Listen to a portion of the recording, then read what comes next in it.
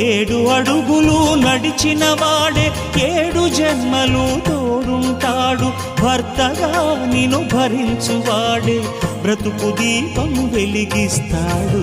అతని హృదయం నాటి చెరామి అగ్నిహోత్రమే అందుకు హామీ. అతని హృదయం నాటి చెరామి అగ్నిహోత్రమే అందుకు హామీ. తెంచుకుంటే తెగిపోతుందా దేవుడు వేసిన బంధం? తెలుసుకో నీ జీవిత గమ్యం, పెంచుకోమానుబంధం.